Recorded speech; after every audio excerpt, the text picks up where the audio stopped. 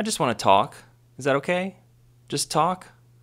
I've been living alone, mostly, for the entire duration of the pandemic, like many people. So, I just want to follow up on my video yesterday about organized religion to really just hammer in the point. I hope you stayed until the end because there was a scene with a rabbi. I suppose he's a rabbi.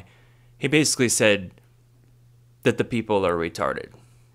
And it was great. He holds his silence, he holds the pause, and then he chooses his words, and he knows what he's saying. And I mean, that's the whole point of Plato's Republic, and even when they founded this country, is they knew that people just aren't smart enough.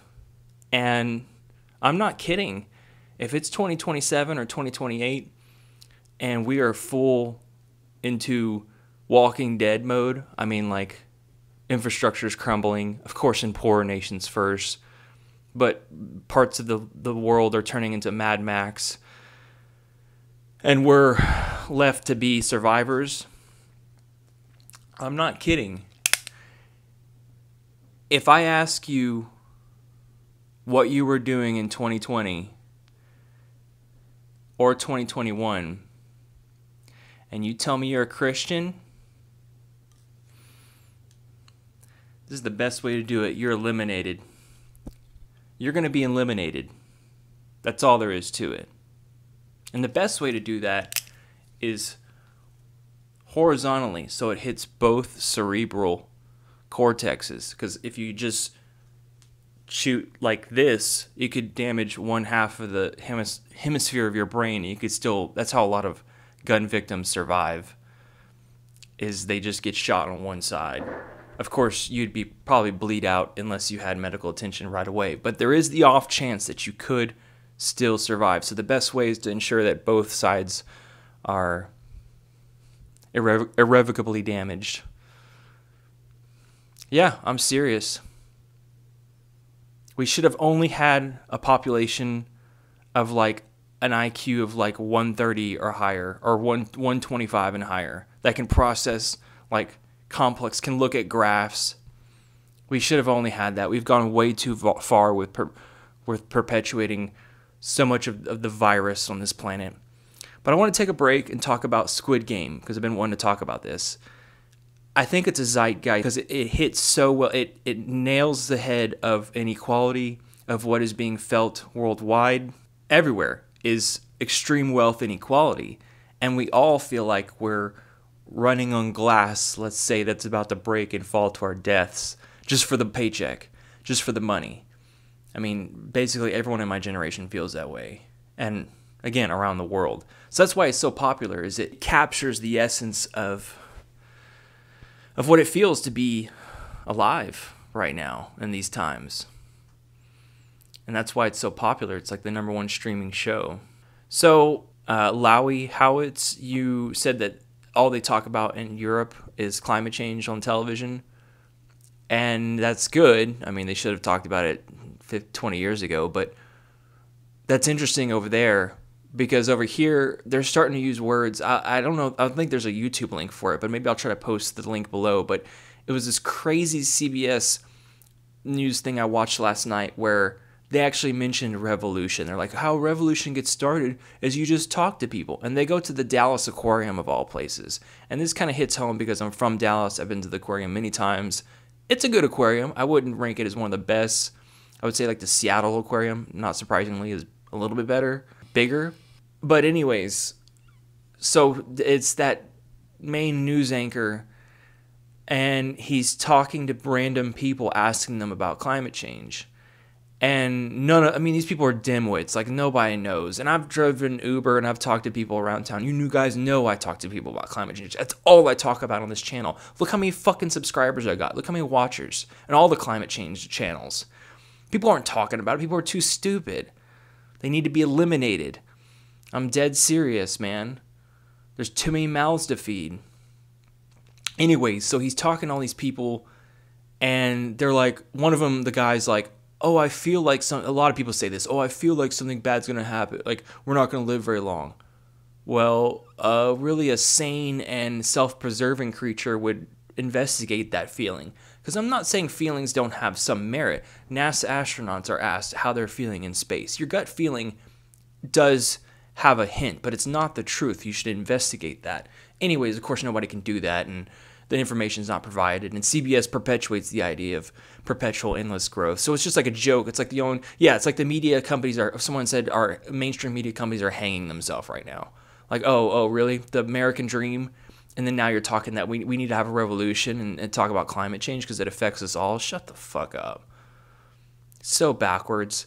So they're asking people, and then they ask like these like cute black girls, and they're like, well, we don't feel like we can do anything. And they have that NASA, that climate scientist. She wrote a book that's like How to Save Us from Ourselves. Catherine something, is that her name? She's kind of, you've seen her face.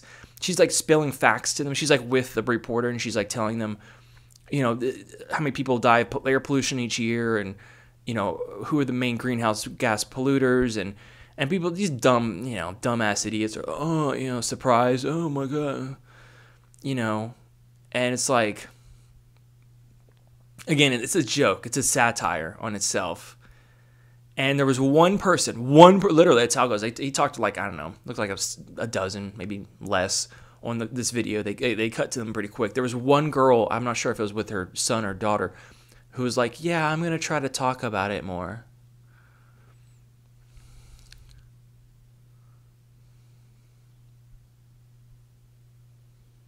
So disappointing. So disappointing. So again, it's about 8 in the morning. I wake up, do yoga. I'm an early bird now. I got a tent coming on the way. I need to get a portable like wood stove and a sleeping bag, and I'm set. I have everything else to survive a week of scavenging, like The Walking Dead style. But again, I want to end on the note that like what this feels like is I'm certain the comparison that I can make is a lot like World War II. And instead of Nazi Germany, it's the entire world against us. And I could only imagine what it was like during that time when the Nazi Party was expanding and taking over regions, and there was bombs being dropped, and citizens in America at the time, radio was the primary mode of communication, and it's like YouTube today. Everybody, I mean, they heard that on the radio, like what that reaction was for the worldwide, to hear the bombs are dropping, we're about to enter a world war, and all the feelings that come with that. And I would argue that that's already happening, knowing about the heat waves that happened in the Pacific Northwest, and I mean $100 billion worth of climate damage this past year. And before you go any further, the carbon-sucking machines only took out like 3 seconds of global emissions. I was just watching Jimmy Dore. Someone sent me a link this morning. One of my patrons. But no, for real, like that feeling like, oh shit, it's already begun. These are the early signs, early bombs being dropped. It's like, oh shit, it's getting real. It's just a very slow burn. It's not like the war where it's like it escalates within weeks. It will get to that point. We're in the early stages of a world war. And the World Meteorological Association just released a report yesterday. It said that 5 billion people, which is basically like the whole world. I mean, I know there's 8 billion or 9 billion, but like basically that's, everyone depends on each other. That's more than 50%. Is going to be water insecure by 2050. That's, again, late projections. So, and you have, John, again, this CBS thing, it was just, I want to go back to that, was they ended this cast, and that was another fact that they said, this little broadcast saying, the only way to, like, it gets started, like, same thing with women's rights and slavery and all these things, is people talking about it. Well, nobody's talking about it. We're scared. We're a death-denying. I've already covered this. We're a death-denying culture. We don't want to talk about death. Nobody's talking about it. They're afraid to talk. They ghost me. And that's all I talk about on this channel, I wouldn't say it's frustrating. Again, you just have to laugh about it. You just have to find it. You just have to plan your route, But like someone said on here, it's amazing truly amazing in the word, that I was plucked from the universe and got dropped into the late stage of human civilization. Like I could have been, again, born in Rome or Egypt. I think about those places a lot because they have a lot of culturally relevant, people know, those places around the world. And I don't know what I'm saying. I'm tired. I haven't smoked yet. Just some morning thoughts. I saw the whole progression of mega churches in the South to our climate breakdown and then to the extinction of the human race. Like I saw the whole, to smartphones, like the whole up and down progress and decline of the human race. Not the whole, clearly. I'm at the end, but a lot happened in the past 30 years that fundamentally changed who we are and how we interact with each other. And movies and shows like Squid Game come out and become popular. Really wild time. So I take care of myself. I'm going to try to go to the shooting range when it gets a little cooler. It is cooler, but it's going to be 90 next week. And in my heart, I feel I drive around the campus, and because I live near campus, again, you guys know this, and my heart, swells, and I see all these young, cute people, and I want to yell, I got to resist every day, roll down my window and be like, they're fucking lying to you. Everything's a lie. You only have like this amount of, this is all propaganda. Don't do this. Just plead with them. That's my heart. That's how much I care. But then I have to, I said I'm a Buddhist. Like I subscribe to the ideals of, all life is sanctimonious. All life is precious. No, I'm in the middle. Life is precious, but some of it just needs to be eliminated. And again, I kind of just have to feel bad for them, and just have to go through the whole emotions. That's why I think I gotta move somewhere with. I was in somewhere with like a lot of old people, and that was like not fun. Everything felt like it was decaying and dying. Now I'm with young people, and now I'm depressed because I know about what's coming in the next few years, decade. And I want to tell them all. I want to be that crazy on campus that just stands there with a sign. But it's pretty here, so yeah, I just need to find the in-between. And YouTube has got a little bit of everybody. YouTube has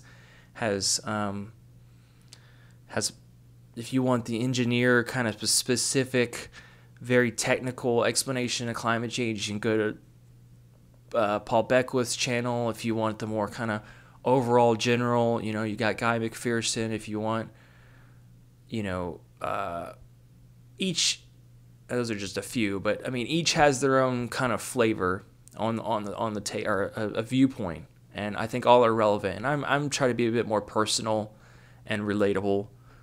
Not to say that these people aren't relatable, but just a little bit more natural, because you guys are my comment section homies. Okay, I'm gonna have a good day, I think. I think so. All right, talk to you next week. I might post a song. See you later.